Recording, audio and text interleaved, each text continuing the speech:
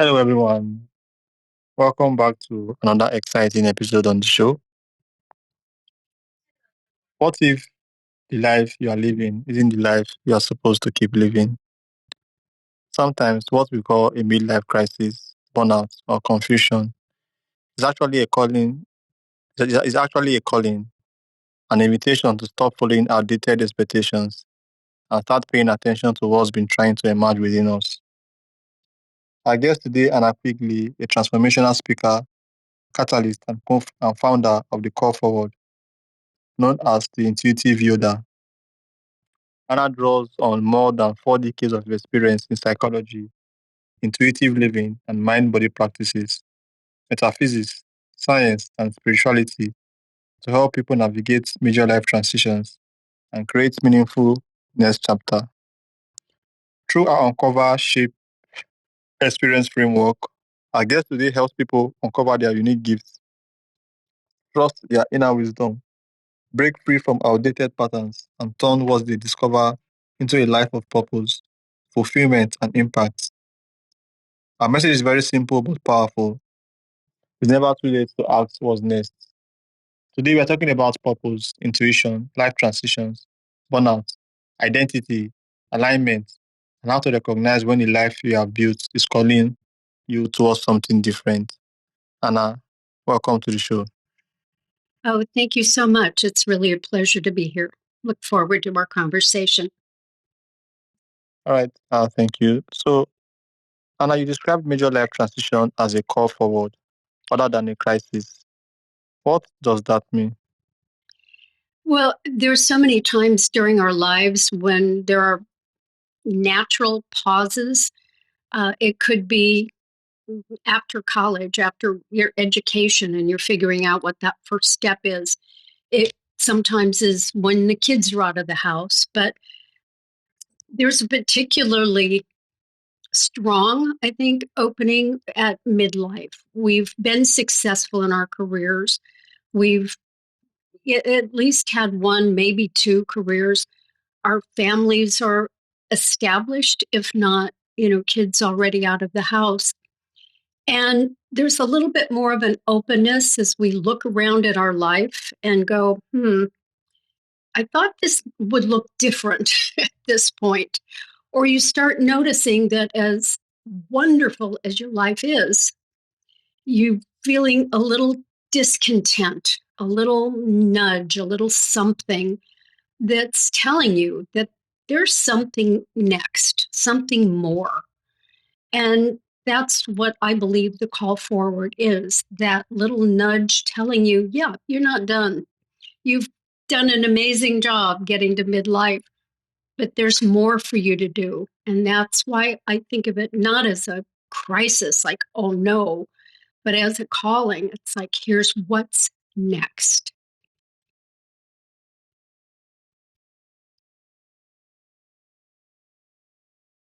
Okay, so how do we know when we are genuinely being called towards something new versus simply being unhappy with where we are?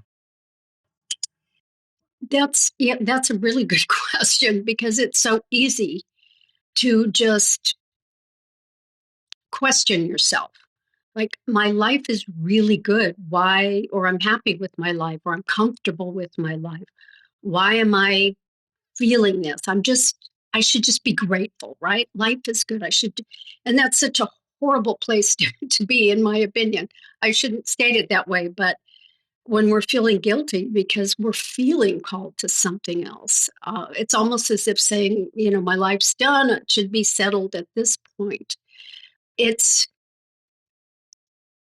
it's an opportunity. If we step away from, I'm not just dissatisfied or discontent. There's something else that I'm here to do. We all have unique gifts, and they show up at different times in our lives. Our purpose is different at different times of our lives. So it's a time to really reflect on your life, what's worked, what hasn't worked, and open yourself to looking at what's next. Give yourself a little um, benefit, I think. a little gift in allowing yourself to recognize it's not discontent or boredom. It really is being called to something next. And it doesn't have to be uh, radically changing your life. It's an addition to what you've already created, to the amazing life that you, all the amazing things you've learned and the experiences you have. It's the opportunity to build on that. So open up to the possibilities. And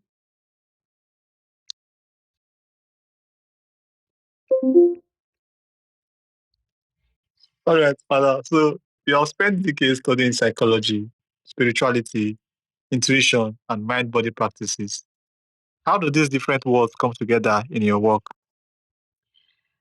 they've all blended together, and they've been developed and nurtured through all of the ups and downs that I've had in my life. We all have those. And each of the challenges, I'll call them that, some are harder than others. Each of the challenges have given me the opportunity to learn something. So when I've come out of a life that sort of imploded years ago, it was really a calling for me to look at, okay, what did you learn from this? And what were you overlooking? What things were showing up in your life that that I was overlooking, and the opportunity to kind of look at that. My intuition has played a huge part in many of the decisions. And again, paying attention to when our intuition is working. The two probably best jobs and most impactful jobs that I've had, careers in my life, I was guided to by my intuition. Uh, they were not jobs that I thought were the right fit. There were a lot of things about them that were just like, that's not really where I want to go. But my intuition kept taking me back to them. I kept seeing the advertisement, it kept coming up in my mind, and I acted on that. It didn't make sense to me, but I thought, okay, I'm feeling this way. I'm feeling this intuitive nudge. So let's just explore it. And it turned out very shortly after I started on both of those jobs that they were much more than what they were expressed as being, much more involved, much more um, opportunities in all of them. And those were both wonderful examples and wonderful lessons on my listening to my intuition, even when it doesn't always make sense. Actually, especially when it doesn't make sense. I've learned to trust that, and that's something that I coach and speak about as well. Is how do we learn to recognize it, and how do we learn to trust that wisdom? Because it is always leading us to something next. And it's not always easy to recognize because our rational mind, the part that's always trying to keep us safe and in the comfort zone because it's familiar and it's what we know, that can be a very strong contender to intuition. So it's a practice, but you can get better at it. The more you pay attention to it, the more you notice it, it comes much more easily. But it's been a good teacher for me along the path.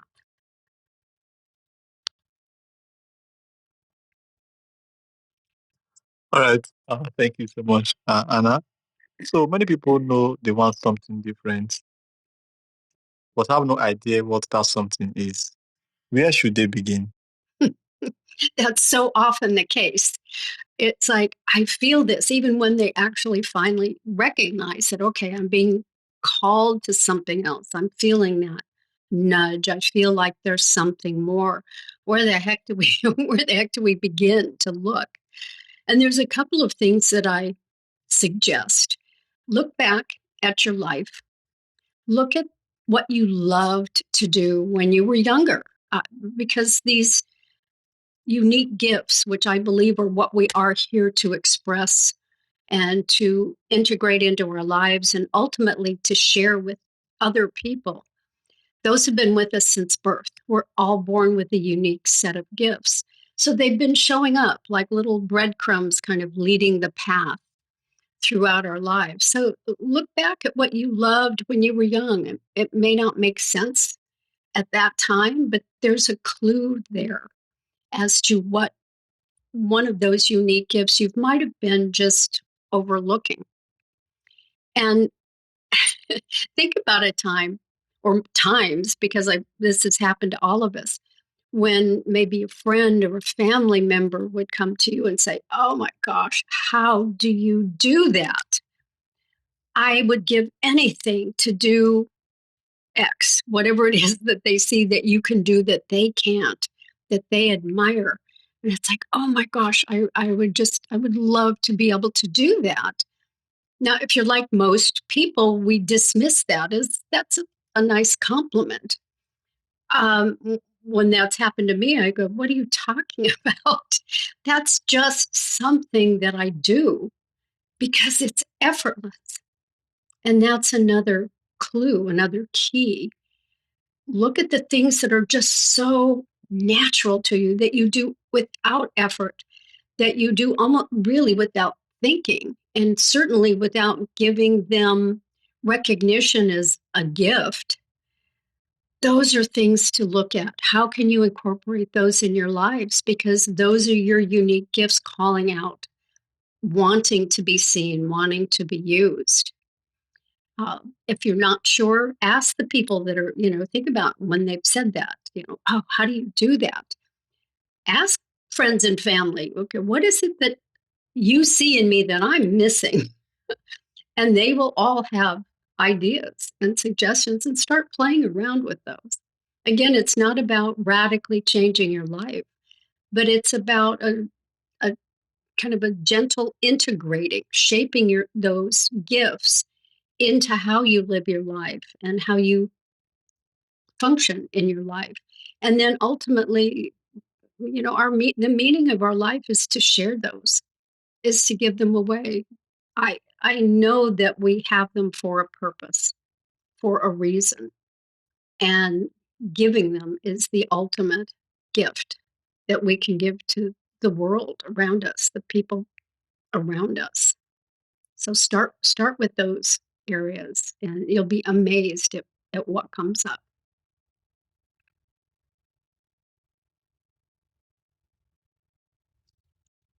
Okay, okay. All right. So moving on, we talk a lot about discovering our unique gifts. How can someone identify gifts they may have overlooked or taken for granted? I'm sorry, say that again, please. I said, we talk a lot about discovering our unique gifts. How can someone identify gifts they may have overlooked or taken for granted? Well, again, look back at what you love, things that you do that just when time disappears. It could be a sport, it could be, a hobby, dancing or something creative, something along those lines that just you just love doing, even though it might not seem like it, particularly when we're younger, it may not seem practical because when you're coming out of your education, you look for something that's a practical thing that you can earn a living doing. But the unique gifts aren't always, but aren't always those practical things. But there are always ways to start incorporating them and using them into your life. So find those things, ask about those, look back at your life and see when you were joyful and full and when you felt energized and elevated in what you were doing. Start with that.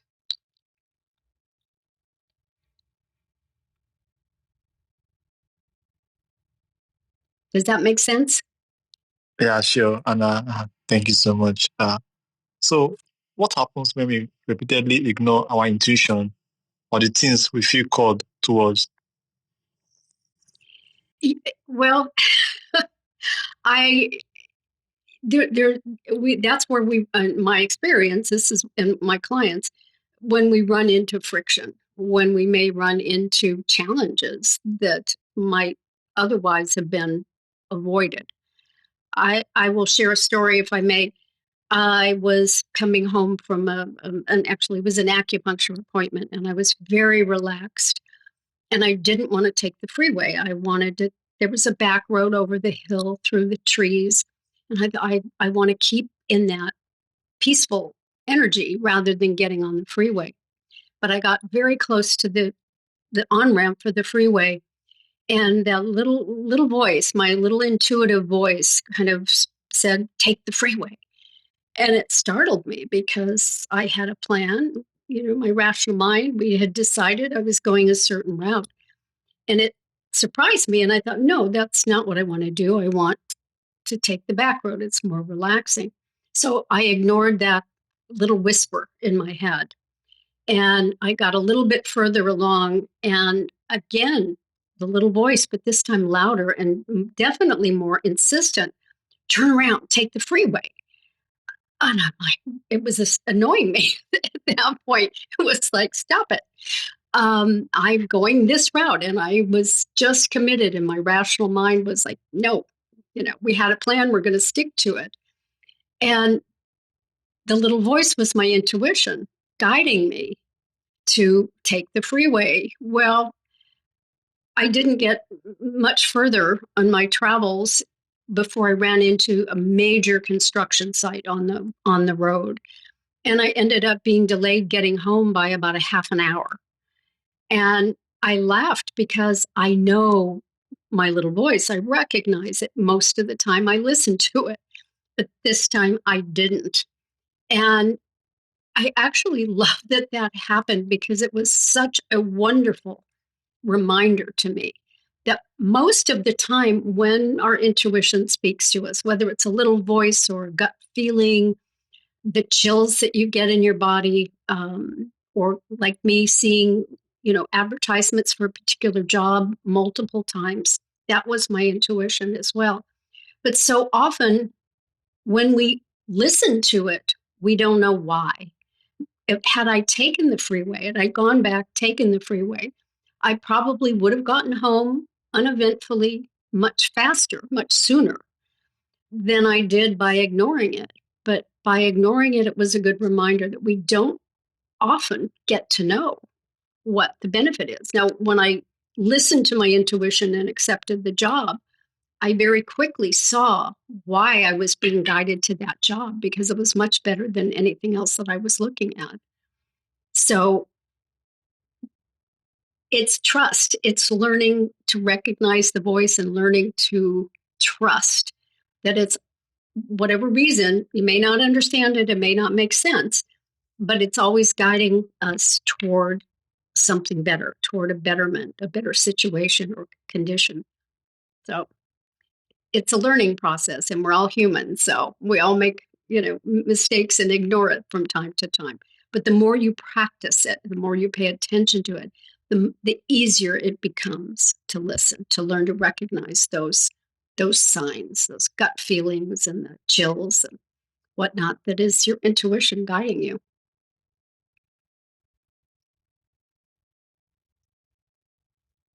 All right, Anna. So for people who struggle to follow their intuition, how can they differentiate between uh, fear speaking or the emotion or their ego speaking from the God living in them? Yeah, I call intuition our inner GPS or God positioning system. Actually, I prefer that term because I really believe it's divine. Uh, but intuition will come to us through all of our senses. Most of the information we pick up every minute comes through our senses first and then goes to the brain. So it makes sense, literally and figuratively, that the senses in our body, the gut feeling when you just feel something's not right, or the chills that you get that just energizes you and elevates you, um, those are clues for that. Seeing a message multiple times in a row in a very short period of time. That's the visual awareness, or the little voice that was telling me to, the freeway would be more relaxing and a better way home. And it was right. But I didn't know that until I ignored it.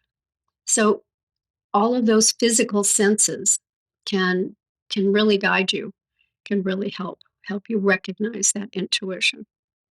And I suggested that if you're not familiar with it, to help really learn to recognize it, write down when it happens. How did it come? Was it a gut feeling? Was it chills that something was good? What was the circumstance that you were in? And did anything happen? Did anything not happen? Did I get home safely by taking the freeway? No, I got stuck in traffic. Okay, because I didn't listen.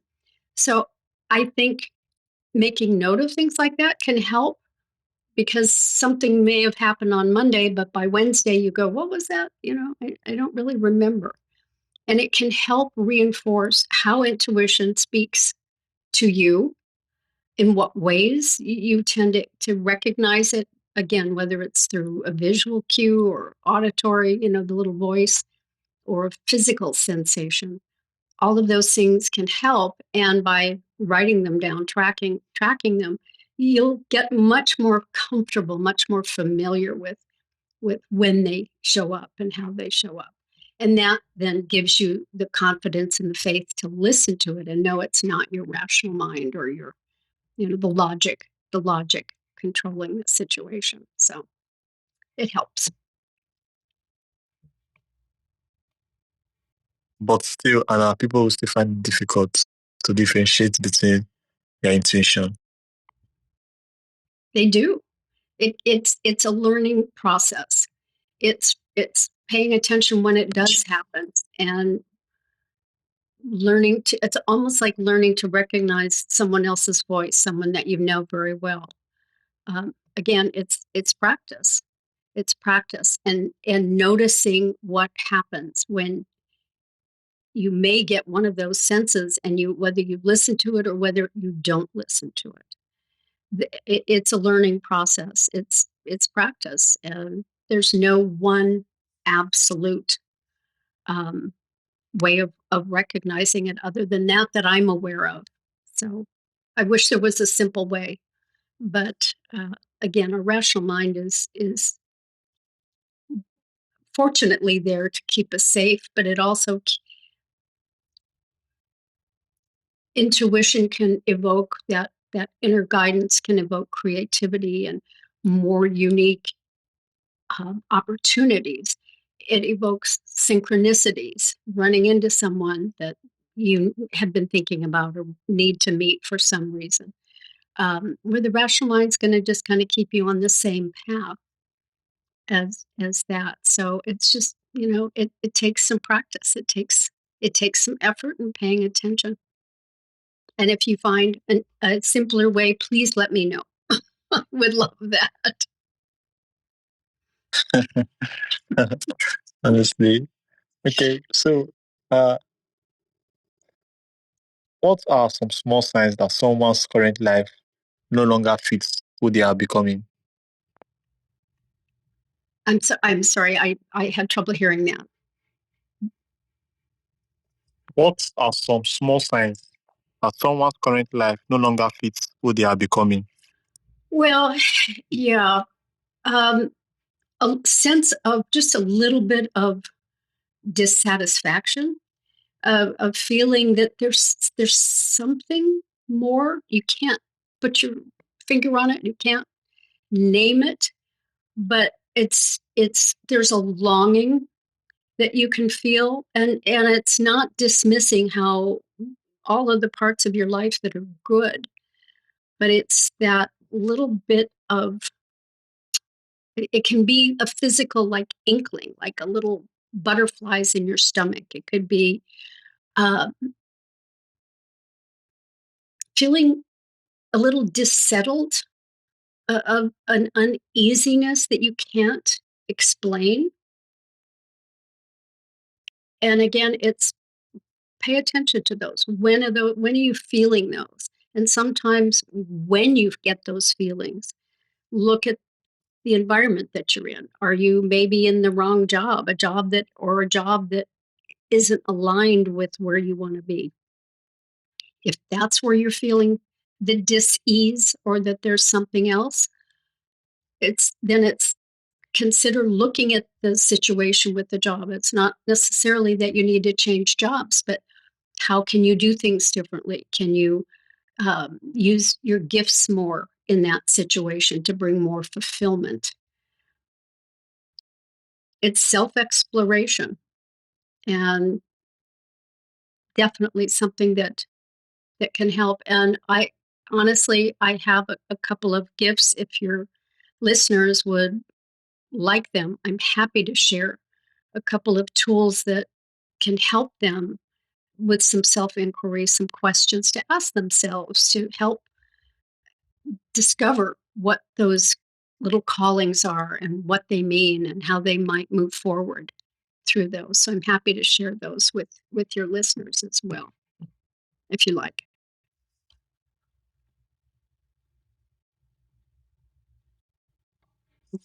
Okay. So, and for someone listening right now who knows it has to be more, but feels afraid to make a change, what would you tell them? You know what? It's never too late to change. It is never too late to change. Look back at your life and notice when you've made progress, the successes that you have, things that you've done that have gone, have brought you success and made you happy. Those are clues, those are evidence that you have the ability to change. We have to, we all change as humans. Our lives are never the same. Every day, something is a little bit different. So it's a leap of faith sometimes. And I know that, and it can be scary sometimes, but you have evidence already in your life that you've made changes and you've been able to shift, even if it's just a new job or a relationship, or all of a sudden you're a parent and you weren't before. You've navigated those successfully. So there's no reason you can't think that the next step isn't possible. It's just different. And it can, again, it can be a little scary to move into the unknown, but trusting your past, that you have moved forward successfully, you have made a change. And dreams have no deadline. They show up at all different times in our lives, and different times of our lives, these unique callings are asking to be heard. And some speak louder at midlife or early on in our lives than at other times. And it's listening and being willing to you know, just being willing to explore it. It's it does feel like stepping off a cliff sometimes, but even just taking that first step. I don't get to see the whole path when I'm making a change. When I've had major upheavals in my life, I get about 3 feet in front of me. That's it. I never get to see, okay, now if I make this change, then here's how my life is going to unfold. I don't think anybody does. So take confidently the first 3 steps, the first 3 feet in front of you, and then pause. You can always take a different route. When I was young, I thought, oh, if I go down this path, that's it. I'm stuck on that path. And that's not true. We're always, at every moment in our life, have the ability to say, I tried this, doesn't fit, doesn't feel right, doesn't align with what I want. So I'm going to step back or I'm going to move to the side. We always have that option. We're not, any choice that we make is not an absolute choice. So there should be comfort in that. Nothing, I mean, nothing in this life is permanent. We know that. It's just change is constant, and you're always able to take a step back or change your situation, change the conditions. Okay. Anna, if someone wanted to begin discovering their purpose, this week, starting from right now, what are three practical things they could do? I would start by again look at your past, look at what you loved, because those unique gifts, that's calling us to our purpose. The calling is to uncover those gifts, figure out what they are, rediscover them. The things that you loved when you were young, the things that come naturally to you. Um, I think the joy, the fulfillment of life is embodying them, starting to use those things in your life and seeing how that feels. How does that fit? And the meaning of life, our purpose, if you will, is to share those. So what knowledge do you have that you can share with others? It could be a new job, it could be a volunteering, it could be a gift, it could be educating, children, it could be 1,000 different things. And your way of expressing those gifts is going to be different than anybody else's. It'll be your perspective and your take. And ask, and we're not asking our friends and family for advice, not like, what do you think I should be doing? No, because the answers are always within you, always, always, always are within you. But feel free to ask them, what do you see in me? What do you think I'm really good at? I'm missing it because it does come so effortlessly to us. I had a, I was in a major transition in my life at one point, and I wasn't clear on what I needed to do next. I had stepped into my first 3 feet and made a major life change.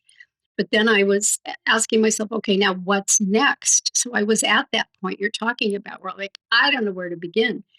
But I did exactly what I'm suggesting. And I reached out to friends and family and I said, okay, what am I missing? What do you think I'm really good at? What do you think I love? What are you seeing that I'm not? And two or three people told me something I totally dismissed. I'm like, oh God, thank you. It's a lovely compliment. That's I really appreciate that you see me that way, but it's not useful. I was trying to figure out what my next step would be career-wise, and I dismissed it, but within a very short period of time, it became very, very clear that that thing that they were telling me I was so good at that I dismissed was the foundation. Actually became the foundation of my next business because I had just dismissed it. But when I started to see it fall into place in my life, and I'm like, oh, because they had triggered it. They had reminded me that I had this.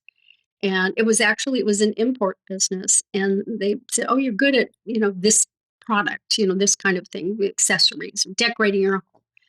And what I realized when I was looking for ideas for an import business that all those things that they said I was good at, finding ways to, accessories to decorate a home or jewelry, I love those things. And that's what I was attracted to. And I thought, oh, this is how that works.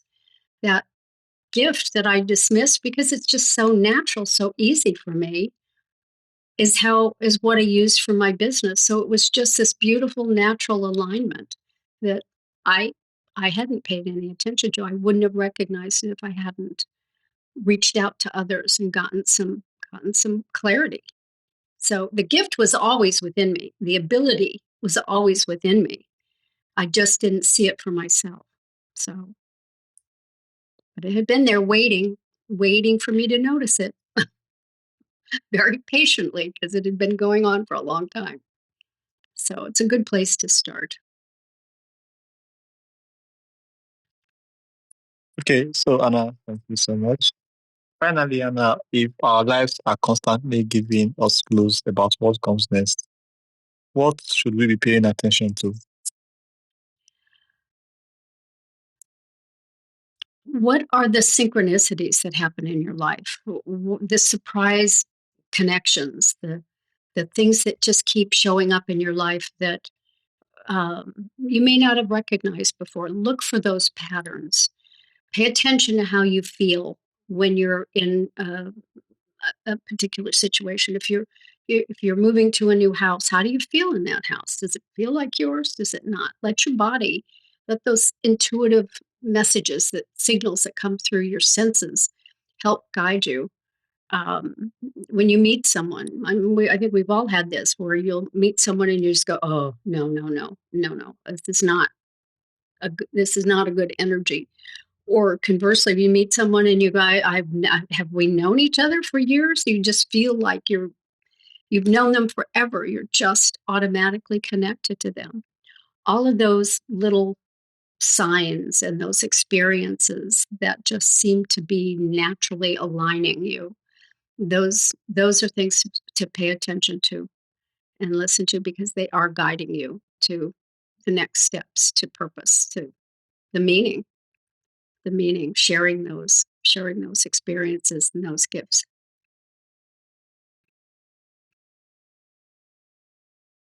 All right. Thank you so much, Anna. Thank you for joining me on Control or Be Controlled. This conversation is a reminder that sometimes the greatest danger isn't change, it's continuing to live a life that no longer reflects who we are becoming. The expectations we inherit, the fears we listen to, and the patterns we refuse to question can quietly begin controlling the direction of our lives. But we can choose differently. We can pause. We can listen. We can uncover what matters to us, shape what comes next, and have the courage to express it. Because our next chapter doesn't have to look like our last one. And sometimes the question isn't, why am I here? It's simply, what's next? So, Anna, for those who would like to connect with you and learn more about what you do, how can they do that? Or they can reach me at the email is info@thecallforward.com. But I also want to offer a couple of tools for them if they go to thepurposeblueprint.org. And I'll make sure you have these, you can post on the show notes. Thepurposeblueprint.org, or or they can do both, intuitiongift.com. Those are both tools that they can work with to uncover some of these unique gifts, or practice and learn how to recognize the gift of intuition, which is also the one unique gift that we all share. So both of those, I'm happy to share those with them. Of course, complimentary. So no obligation. I just want to help them move forward. Anna, thank you so much. Audience as well, if this episode is speaking to you, make sure you share it with someone out there who needs to hear this. I love you guys so much, and I'll see you guys on the next episode. Bye, guys. Thank you, Anna. It was a pleasure having you on the show. Oh, my pleasure. Bye, everybody. Bye.